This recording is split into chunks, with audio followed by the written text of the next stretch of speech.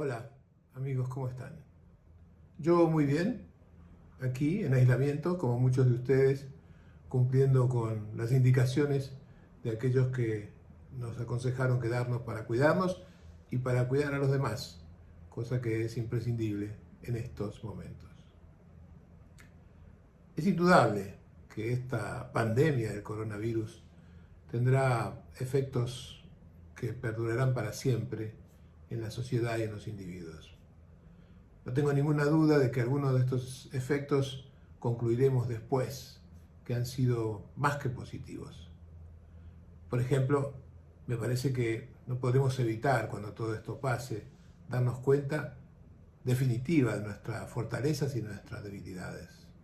Comprender que esta idea omnipotente y soberbia de las cosas que somos capaces de enfrentar y que somos capaces de vencer va a cambiar para siempre, pero también descubriremos la fortaleza que significa haber trabajado juntos, codo con codo, literalmente, para poder enfrentar esta situación. Los que trabajamos en salud mental no podemos dejar de prever que esta pandemia también va a tener efectos, sin lugar a dudas, negativos. Y no hablo solamente de lo terrible que significa pensar que 2% de las personas que se contagien del virus van a terminar muriendo, lamentablemente. Pero hay efectos que en realidad considero yo mucho más graves que este efecto. Hay efectos mucho más graves que los de la enfermedad misma. Y son los efectos que produce en la mayoría de la gente, por el solo hecho de su presencia, una pandemia, un aislamiento, una, una enfermedad que se difunde por el mundo y que nadie sabe todavía, y cuando estoy diciendo esto, cómo combatir efectivamente. Así que cosas buenas y cosas malas nos retrotrae, como siempre, a la vieja parábola del vaso medio lleno al vaso medio vacío, ¿no? Que habrá que ver. Los optimistas y los pesimistas se pelean por esta conclusión. Yo creo que la verdad es que casi siempre lo mejor es ver un vaso por la mitad, ¿no? Ver la totalidad, ver no solo el vaso lleno, no solo el vaso vacío, sino ver un vaso por la mitad. Y cuando vemos un vaso por la mitad, entonces aparecerán seguramente los problemas y aparecerá también la claridad de pensamiento, ¿no? Aparecerá entonces la desesperación y la displicencia, como bien nos define Demián, mi hijo, en su mensaje. En 1970, Alvin Toffler publicó un libro que se llamaba El shock del futuro. Fue un libro revolucionario. Para muchos de nosotros significó verdaderamente un antes y un después de leerlo. Era un libro que hablaba sobre el mundo por venir. Y una de las cosas que Toffler decía en su libro era que íbamos en camino de una information overload, lo llamaba él, que podríamos traducir como una sobrecarga informativa. Esto es, una acumulación de datos necesarios, innecesarios, verdaderos o falsos, que él preveía como una nefasta combinación para nuestro verdadero conocimiento de las cosas. Y cuando el autor piensa en la génesis de esta situación de sobrecarga de información, él dice, para explicarlo todo, demasiado cambio en demasiado poco tiempo. Demasiado cambio en demasiado poco tiempo. Y qué bien se aplica esto a nuestra realidad de hoy, ¿no? Demasiado cambio en demasiado poco tiempo. Y entonces aparece como apropiado de alguna manera tratar de saber qué hacer, porque demasiado cambio en demasiado poco tiempo me deja absolutamente impotente frente a la situación. Me parece que quizás la sensación de pérdida de control de nuestra vida provoque, lógicamente, ansiedad, angustia, inquietud, una inquietud que pretendemos resolver mediante el saber más. Creemos que conocer más, saber más datos, tener más información nos va a ayudar a recuperar ese control sobre nuestras vidas. Hasta aquí el problema podría ser planteado correctamente. Quiero decir, no deja de ser sensato pensar que sabiendo más podemos ganar control, así lo hemos aprendido en nuestra vida cotidiana. Sin embargo, lo que sucede todo el tiempo es que en este camino nos perdemos porque confundimos saber mejor con saber más. Tener más información con tener mejor información.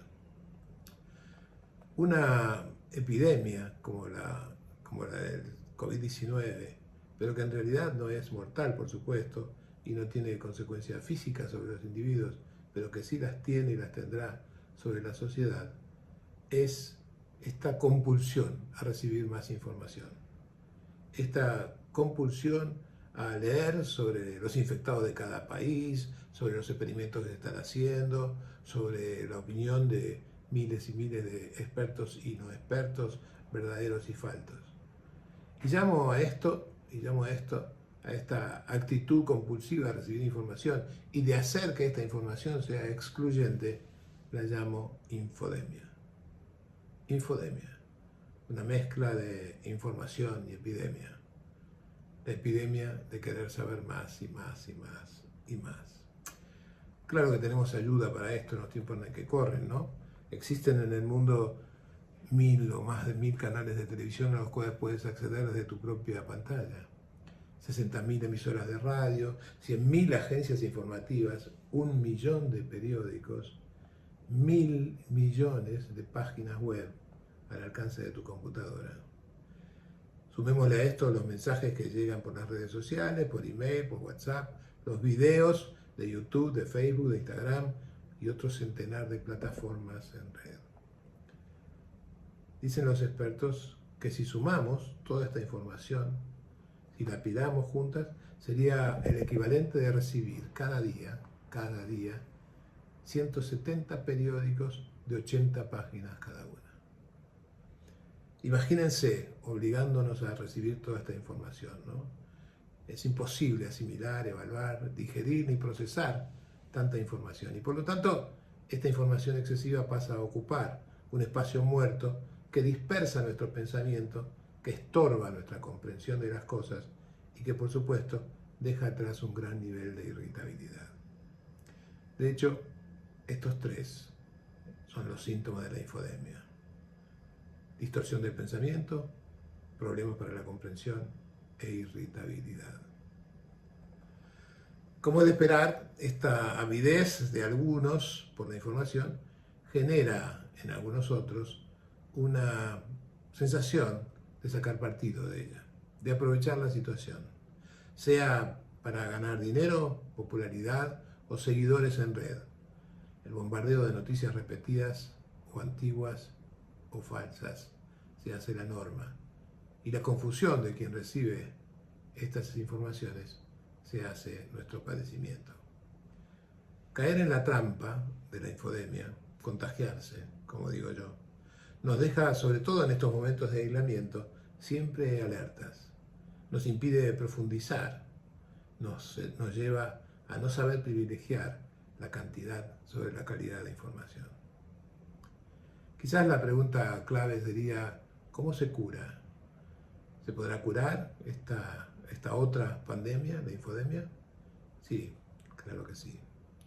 Se cura desde muchos lugares. Desde las autoridades, dando solamente informaciones veraces y completas, dando datos refrendados por fuentes confiables, Organización Mundial de la Salud, la ciencia médica, los asesores médicos que tiene cada gobierno en este momento. Desde los medios, haciendo una verdadera toma de conciencia moral, olvidándose por un tiempo de los ratings y de las ventas y siendo cribadores, siendo coladores de la información y curadores, como se suele decir en el arte, de los contenidos de la información que se da. Desde cada uno, creo yo que hay 4 actitudes que increíblemente no son sencillas, pero seguramente son necesarias. La primera es, sugiero, organizar con rigidez los tiempos de acceso a la información. Digamos que puedas restringirlo a 1 hora por día. Quizás quieras dividirlo en 2, media hora a la mañana y media hora a la tarde. Pero fuera de estos momentos, cerrar la puerta a toda información. Te aseguro que no hay ninguna noticia que te pueda llegar que no pueda esperar 12 horas. Te aseguro que no la hay. La segunda actitud sería ser muy cauteloso en elegir las fuentes de información confiables, que filtres las demás cosas que te llegan y que ni siquiera quieras saber qué dicen. No pierdas el tiempo en leer estas noticias que te llegan de todos lados, maravillosas o catastróficas, halagadoras o apocalípticas, porque estas cosas son las que te producen la infodemia. El tercer punto, por supuesto, es procesar con calma cada trozo de información que recibes. Para esto necesitas que esa información tenga una cantidad necesaria y suficiente para poder procesarla, como dijimos antes.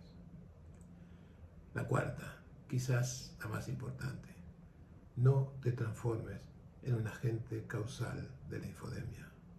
No contagies a todos pasándole esa cantidad de información inútil que recibes todos los días.